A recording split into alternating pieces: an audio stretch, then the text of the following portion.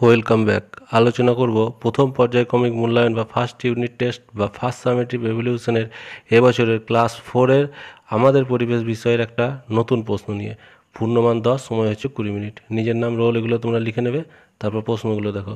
একের দাগের হচ্ছে সঠিক উত্তরে টিক চিহ্ন বসাও। ক, জড় পদার্থের উদাহরণ হলো কুকুর না ইঁট? উত্তর হবে ইঁট।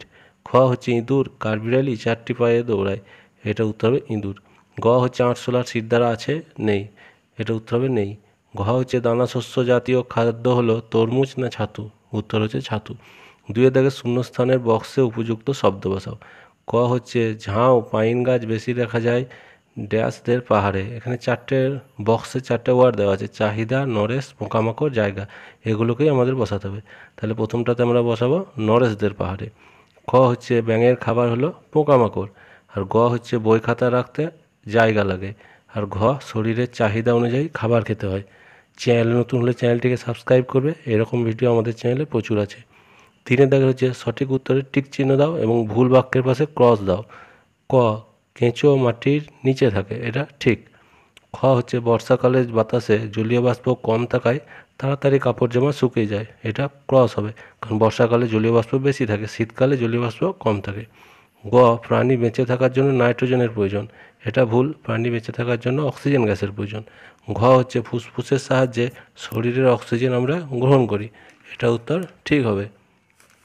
চারের দাগের হচ্ছে নিচের প্রশ্নগুলি উত্তর দাও। ক, জীবকে আমরা কী কী রূপে দেখি? জীবকে আমরা সাধারণত দুই রূপে দেখি, একটা হচ্ছে প্রাণী আর একটা হচ্ছে উদ্ভিদ। খ, ইতু মাছেদের কী খাইয়েছিল?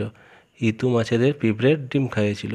গ, শিরদাঁড়া নেই এমন দুটি প্রাণীর নাম লেখো। শিরদাঁড়া মানে হচ্ছে যেটা মেরুদণ্ড, তাহলে যা মেরুদণ্ড নেই এমন প্রাণী হচ্ছে কেঁচো, ফড়িং, কেন্ন ইত্যাদি। ঘ হচ্ছে বস্তু ও পদার্থের মধ্যে দুটি পার্থক্য লেখো।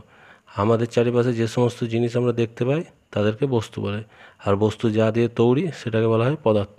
যেমন পেরেক হলো একটা বস্তু, আর যেহেতু পেরেক লোহা দিয়ে তৈরি, লোহা হলো পদার্থ। ইং হচ্ছে বাটখারা দিয়ে কী মাপা হয়? বাটখারা দিয়ে আমরা কোনো জিনিসের ভর মাপা হয়। চ হচ্ছে উদ্ভিদ কোন গ্যাস বাতাসে ছাড়ে? উদ্ভিদ খাবার তৈরি করার সময় অক্সিজেন গ্যাস বাতাসে ছাড়ে,